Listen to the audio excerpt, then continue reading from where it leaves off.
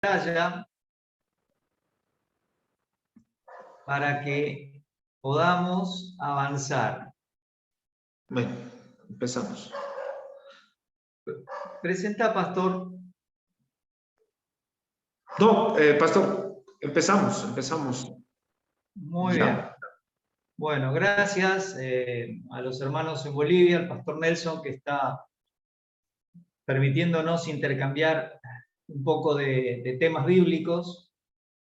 Y yo les agradezco que tomen tiempo para estos estudios que en verdad creo que son, entre comillas, pesados, que cuesta que los creyentes nos sentemos a escuchar las razones por las cuales vamos argumentando el uso bíblico de las frases que tiene la escatología.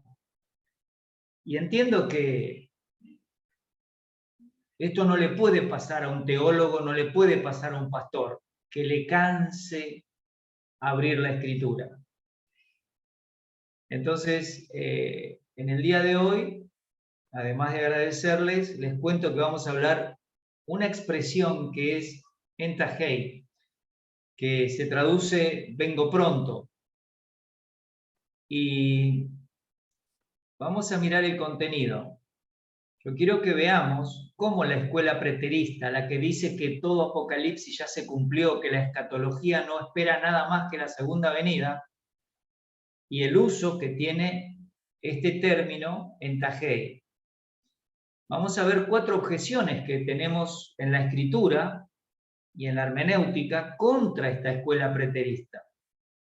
Vamos a ver que el aspecto tiempo en las profecías bíblicas, con 7 ejemplos, nos muestra que la terminología en breve o pronto involucra muchas veces un espacio-tiempo de pocas horas hasta de muchos años. En cuarto lugar, vamos a tratar de ver la definición del griego de Strong, de Vine y Taggi sobre este término, sobre este adverbio, el uso que se hace en el Antiguo Testamento, porque eso nos va a dar una buena pauta, y el uso que se hace en el Nuevo.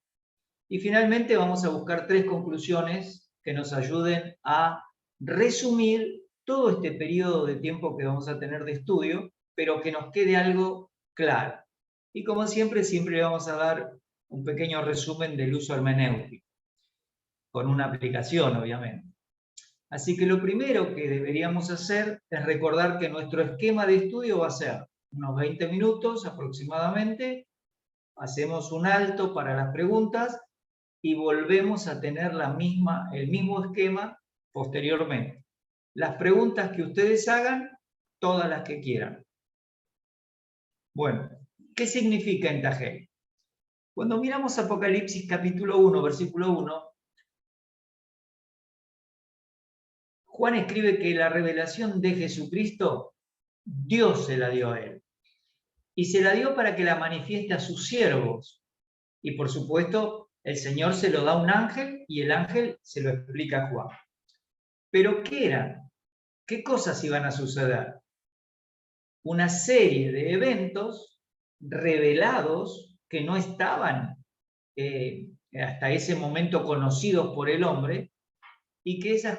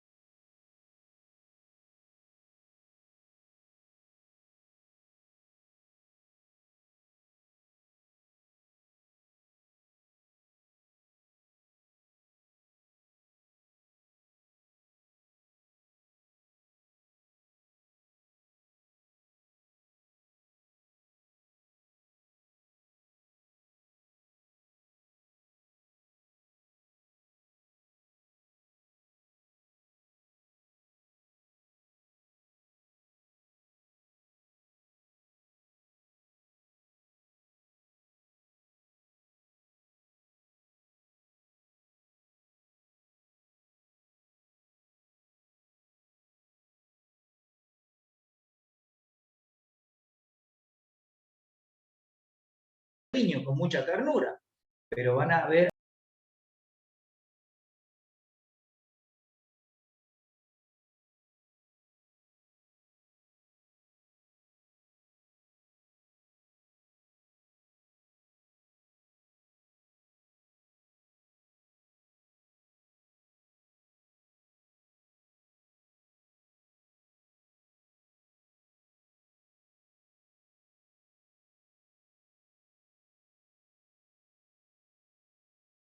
el individuo elige palabras que eran las que el espíritu quería. ¿Vamos bien? Entonces, tengo que rechazar esa interpretación, que el espíritu deja palabras para interpretar normal o literalmente. En segundo lugar, una vez que rechazo eso, tengo que elegir la espiritualización de la palabra. No me queda otra, porque no tengo otra manera de estudiar. Y nosotros sabemos que cuando ingresó el neoplatonismo en la hermenéutica, fue a través de Orígenes, entre el 184 y 253.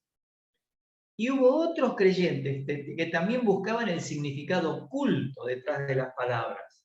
Y eso fue contaminando la interpretación que le habían enseñado los apóstoles a los creyentes, el Señor Jesucristo a los apóstoles y por supuesto el Espíritu Santo a cada individuo que escribía la profecía, la cual siempre se cumplió literalmente.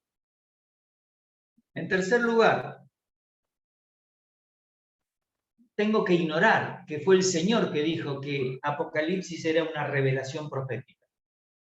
Es decir, si esa es una serie de eventos proféticos, y si somos consecuentes con la hermenéutica, eso se tiene que cumplir en el futuro.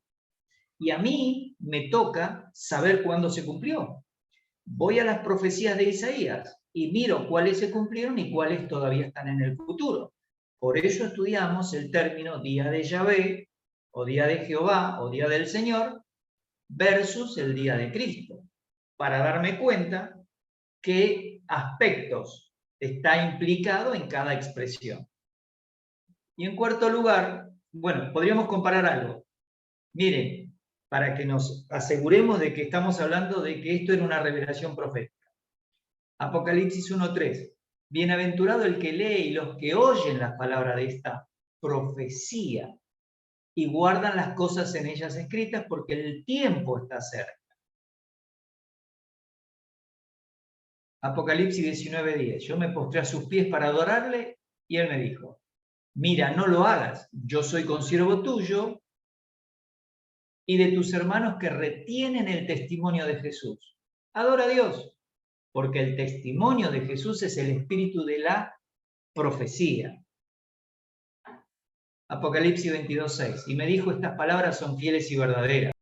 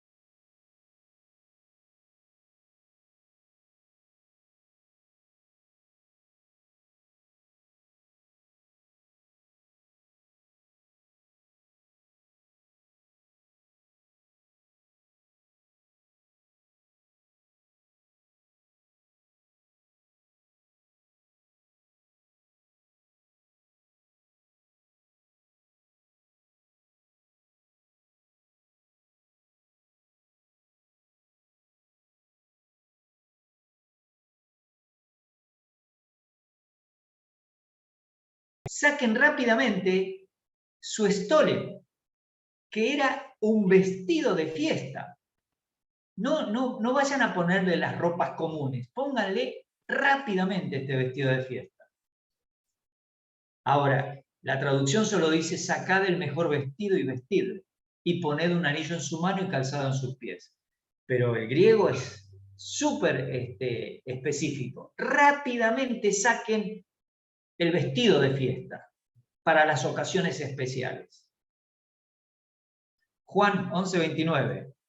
Sabemos que Marta y María estaban allí, entonces cuando saben que Jesús está llegando a Betania y se queda afuera, le dicen: el maestro está en tal lado.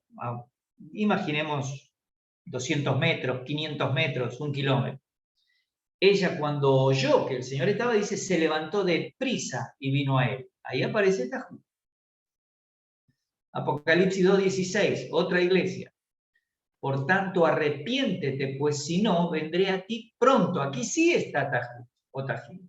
Y pelearé contra ellos, porque esta iglesia estaba permitiendo a los nicolaitas, a las personas que estaban generando que la prostitución estuviera en la iglesia. Bueno, pelearé contra ellos, no contra el pastor de la iglesia. Pero el pastor era responsable de no estar poniendo el orden. Y esta iglesia necesitaba saber que el Señor iba a pelear contra esos que traían una doctrina nicolaíta e inmoralidad a la iglesia local. Apocalipsis 3:11. He aquí yo vengo pronto, retén lo que tienes para que ninguno tome tu corona.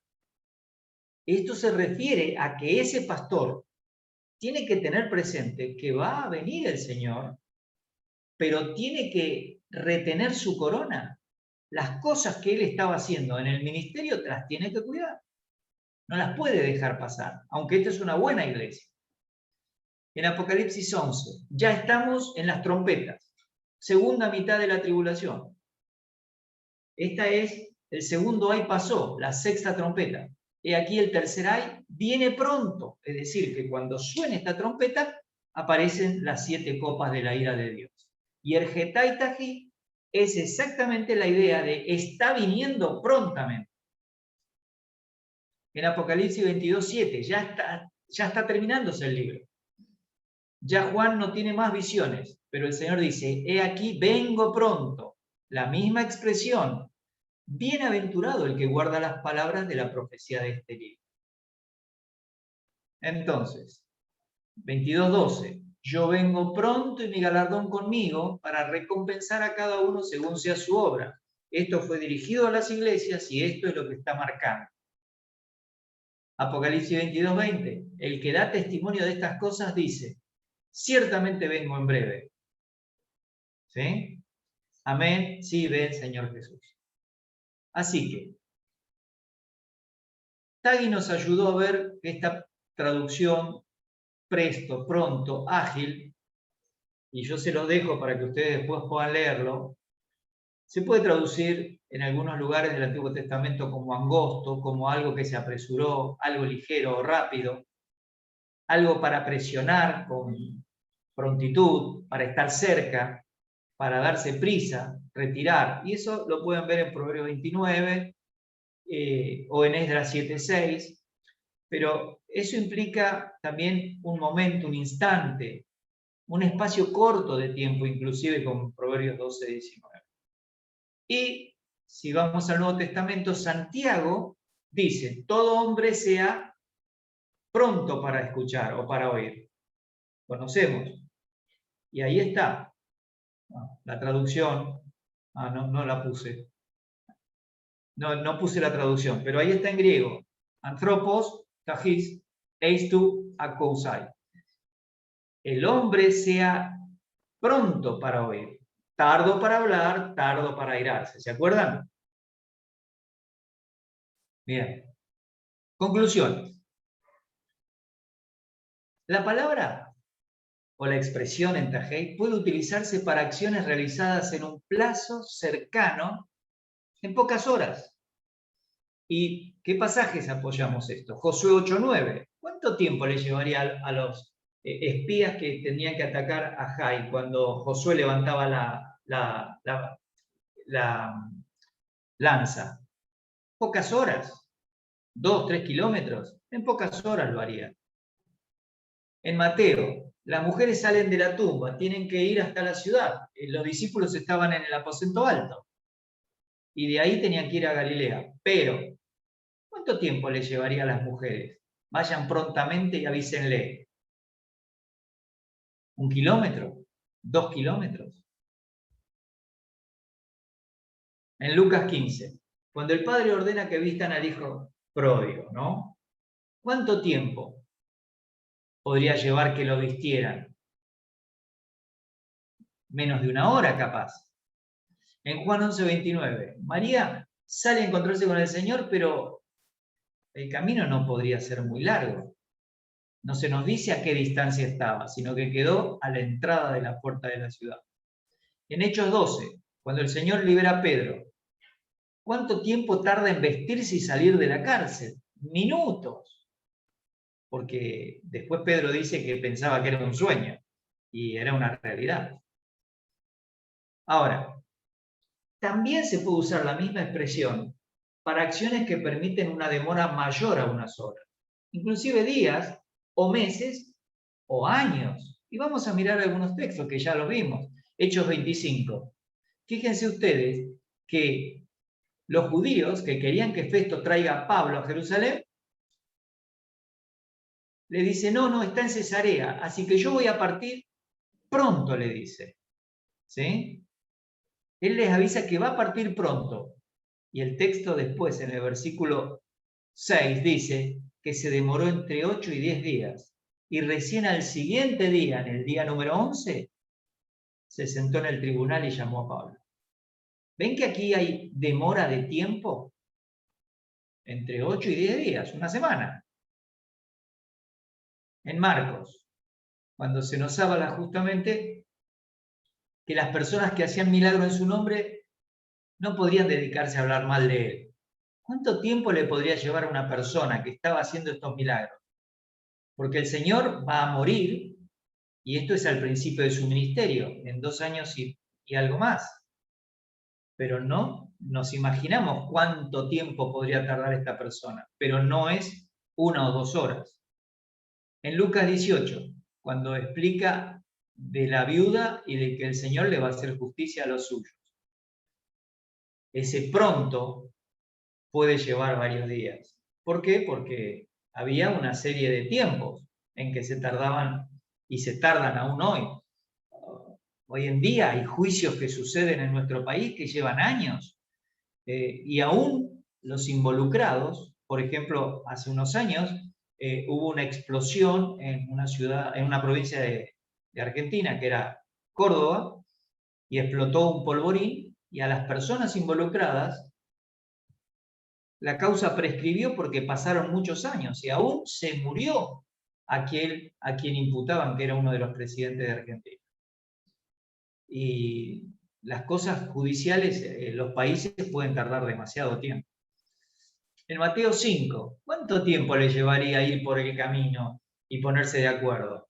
Podría ser un camino largo, podría ser corto, pero estos litigios judiciales, como dijimos recién, pueden tardar mucho. En Apocalipsis, de la 6ª trompeta a la 7ª, no sabemos el tiempo, pero la mayor parte de los segundos 3 años y medio de la tribulación están sonando estas 7 trompetas. Y casi al final, recién, van a venir las 7 copas. Así que puede llevar un tiempo más largo que una semana. Y acciones que permiten que la demora no esté definida en tiempo, a pesar de que se usa esta expresión, prontamente. Fíjense Deuteronomio.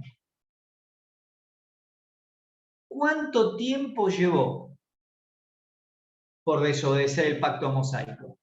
Bueno, pasaron casi 900 años antes que se cumpliese con los babilonios y 700 y pico de años hasta que el rey de Asiria se llevó a las 10 tribus del norte.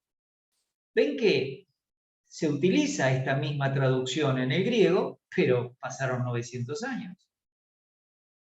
¿Qué pasa con Romanos 16? En breve, y sabemos que todavía no lo tenemos bajo nuestros pies, pero todos los creyentes, una vez que venga el arrebatamiento y empiece el milenio, Satanás va a estar atado. Como esto todavía no sucedió y la cruz, el juicio definitivo de Satanás fue en la cruz, ya pasaron casi 2000 años.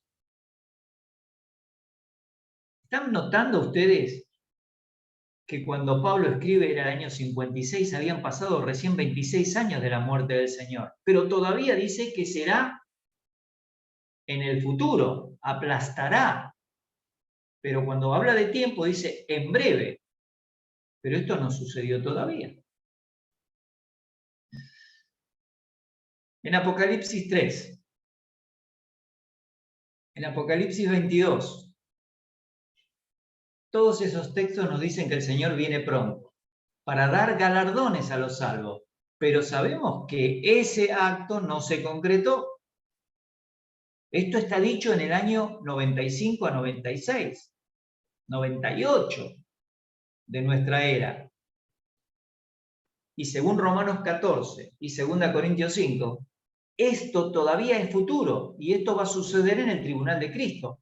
Esos pastores, los miembros de la iglesia desde el primer siglo y nosotros, solo en el tribunal de Cristo vamos a recibir los galardones. Sin embargo, el texto dice que viene pronto. He aquí, yo vengo pronto. Pero vemos que hay tiempo en el medio de esta profecía. Miren Romanos 14:10. Tú, hablando Pablo en el año cerca del año 56, ¿por qué juzgas a tu hermano? O tú también, ¿por qué menosprecias a tu hermano? Porque todos compareceremos, futuro, ante el tribunal de Cristo. No, acá no usa entajei, pero sabemos que este evento para el creyente es futuro. Y si vemos 2 Corintios 5:10 es igual. Es necesario que todos nosotros, los creyentes, en este caso los de Corinto también con los apóstoles, comparezcamos ante el tribunal de Cristo, para que cada uno reciba según lo que haya hecho mientras estaba en el cuerpo, sea bueno o sea malo. ¿Están viendo ustedes esta expresión en Tajei que no puede relegarse a que esto sucedió en el primer siglo?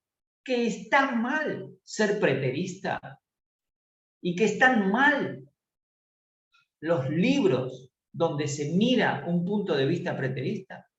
Filipenses 2:16, Primera Tesalonicenses 2, Segunda Timoteo 4:8, Segunda Juan, habla de coronas. Segunda Timoteo 4:8, Pablo dice que la corona de justicia le estaba guardada. Es para el futuro. Me la gané, pero la tengo reservada para el futuro. ¿Cuándo, Pablo? En el tribunal de Cristo. ¿O ustedes se creen que yo voy y ya me dan mi corona y me la pongo bajo el brazo o en la cabeza? No. Esto es en el tribunal, en el bimá de Cristo. Y no sucedió todavía. Vamos a resumir la hermenéutica bíblica. Entonces, tenemos que entender que el adverbio no indica siempre, o adjetivo, no indica siempre que los acontecimientos acontecen, perdón por la redundancia, inmediatamente en la fecha que han sido pronunciados. Eso que está profetizado no siempre es inmediato. En segundo lugar, tiene que ver más con la celeridad con la cual se ejecutan una vez que se inician los eventos. Es decir, una vez que arranque esta tribulación, los procesos van a ser muy rápidos. Pero siempre están dentro de un periodo que el que lo define es Dios y no las personas. Y estas personas preteristas se han abrogado el derecho de decir cuándo sucedió. Pero claro, cuando uno les pregunta, che, ¿y cómo me podés demostrar estas profecías escritas acá de Apocalipsis 6 al 19? No saben, no se pueden poner ni de acuerdo ellos. Eso lo vamos a ver en la próxima clase cuando veamos las 7 escuelas de interpretación de los eventos escatológicos. Además, si recordamos que las profecías del Antiguo Testamento tienen que interpretarse en base a los sucesos que nos indican el cumplimiento, entonces tenemos que aprender que en la hermenéutica hay lo que se llama verbo presente profético o tiempo proléptico. Y esto se denomina en la hermenéutica también verbos futuristas.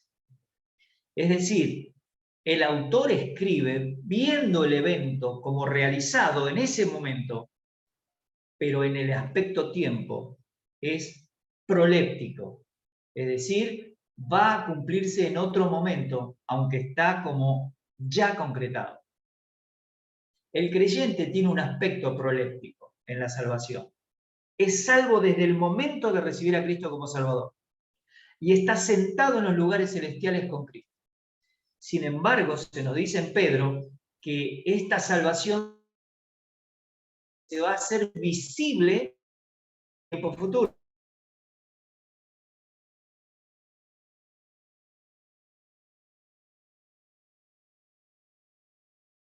Y es un hecho que no se pierde la salvación. Y si vuelven hacia atrás en una de las clases que tuvimos, vimos que tanto el Padre como el Hijo como el Espíritu Santo nos dejan información segura del tema de la salvación. Bien, entonces, ¿cómo traducimos Centajei? Se debe traducir vender pronto. Está perfecto. Pero los preteristas solo tomaron el castellano. No indagaron en el tiempo de Génesis a Apocalipsis el uso de esta expresión. No fueron a la Septuaginta, no fueron al griego. Y si lo hicieron debe haber sido mal hecho porque son preteristas. Y la escuela correcta es futurista. ¿Qué aplicaciones podemos aprovechar? Bueno, siempre, ustedes saben, tenemos que dar gracias a Dios porque no nos dejó sin información. Tenemos las Escrituras. Segundo, no nos olvidamos de los hermanos. Necesitan crecer, hay que ayudarlos, hay que desear que el Señor nos utilice para la gloria suya, pero con la información que nos ha permitido adquirir. Tercer lugar, nos tenemos que comprometer a trabajar con las personas. La iglesia local no nombra al pastor para que haga la tarea, sino para que capacite a los santos, para que ellos hagan la obra del ministerio. Entonces, cada creyente que está aprendiendo, que está estudiando, que está descubriendo la palabra de Dios, tiene el compromiso de afirmar estos conceptos en su vida y compartirlos a los otros. ¿Eso qué nos va a dar? Iglesias con buena doctrina en el futuro. Y en cuarto lugar, oramos por nuestros pastores. Esperamos que Dios pueda guiarlos a estudiar y a enseñar con fidelidad. Este sería el tema de hoy, siendo las 21:21, podemos aprovechar para recordarles, acá tienen un par de mails que le ponemos siempre a los hermanos de la iglesia, por si tienen preguntas para hacernos. Y salgo de la pantalla compartida y vamos a dialogar un poco. ¿Alguna pregunta, hermanos? Aporte. Os escuchamos.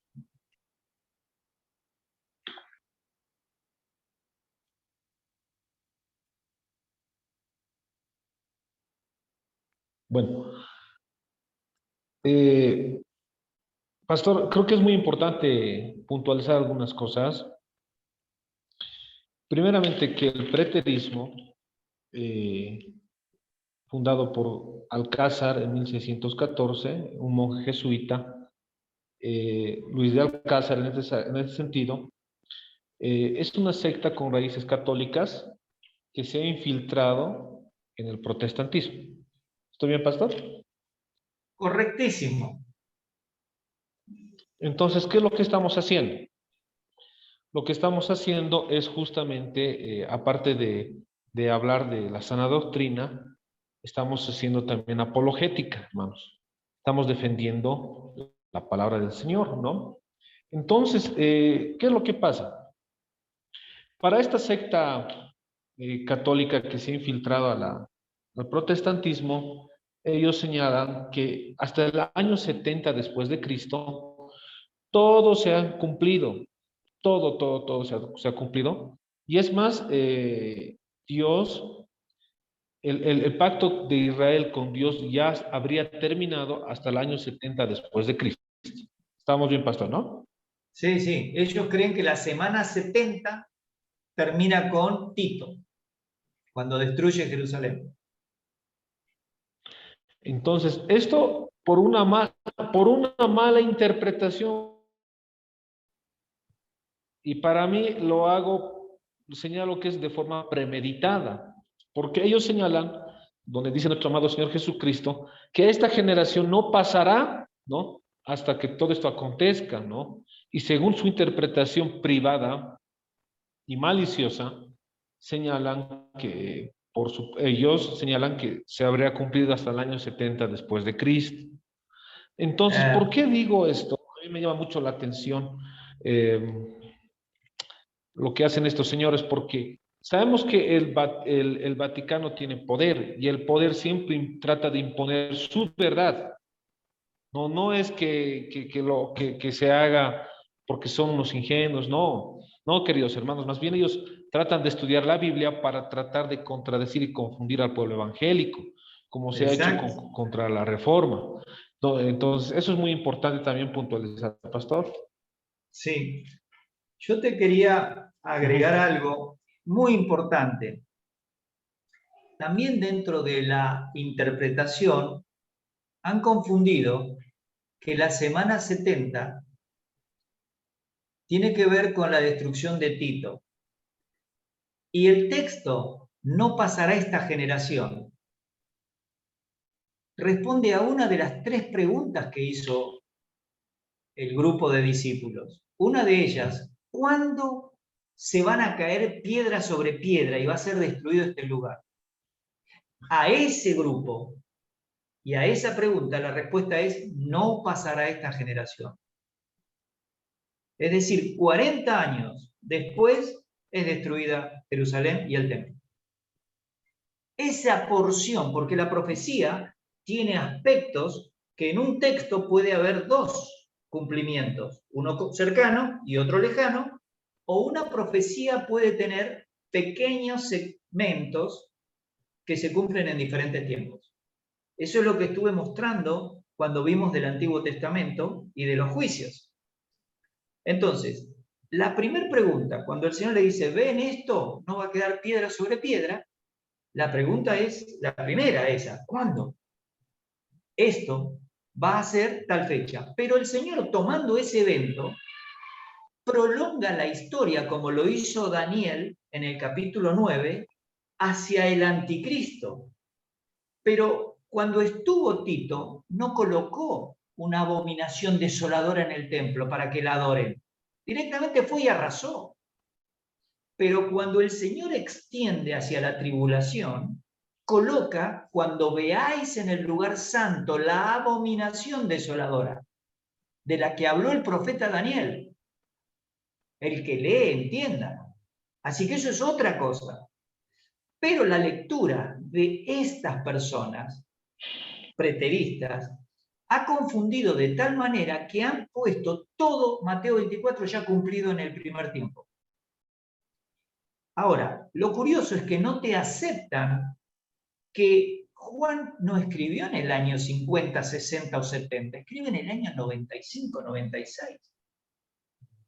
Por lo tanto, Apocalipsis tiene eventos futuros que no se cumplieron en el año 70. Porque cronológicamente escribe 25 años después que Tito destruyó Jerusalén. Y lo que sí te quieren aceptar es que hay una segunda venida, para no quedar tan fuera de foco, porque están suponiendo que el Señor va a venir algún día. Pero ahí están todas estas mezclas. Y como lo explicaba recién, esto es parte de la forma, como dice Pedro, que se meten encubiertamente. La idea es como que se sientan al lado tuyo como si fueran otro creyente y en realidad no son creyentes. Son falsos maestros. Claro, a mí me llama mucho la atención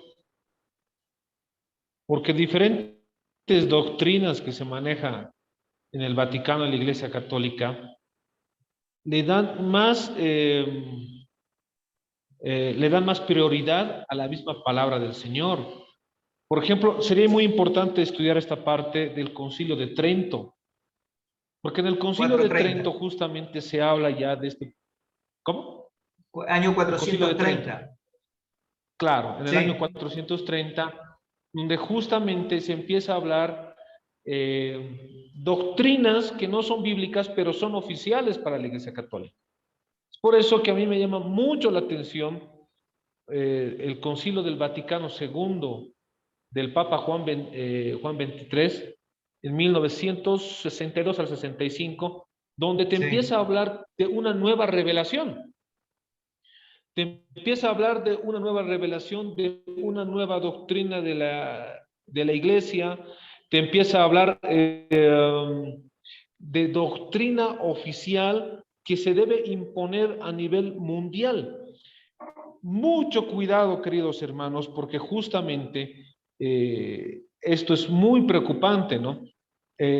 Se habla, por ejemplo, de muchas, se habla de la revelación, se habla del Concilio del Vaticano II. Ahora, en el Concilio de Trento, de alguna otra, lo que más me llama la atención es que esta escuela preterista niega la segunda venida en realidad física de nuestro Señor Jesucristo. Porque es esta realidad, o sea, ellos niegan, dice, no, Jesucristo ya vino, ¿no? Entonces, son cosas que debemos, por supuesto, denunciarlas, queridos hermanos. ¿No es así, pastor? Correctísimo. Por eso el estudio que estamos haciendo me da la impresión que tiene eh, una concomitancia con lo que vos estás enseñando de este ecumenismo que ingresó en el protestantismo y que invade las iglesias fundamentalistas, porque vos vas a escuchar a pastores bautistas en el día de hoy mezclando estos eventos escatológicos y no reconociendo el arrebatamiento ni todos estos temas que estamos tocando. No, aquí en Bolivia dijeron que el arrebatamiento es una construcción o un invento de jesuitas. Por eso me llamó mucho y me preocupa, me preocupa.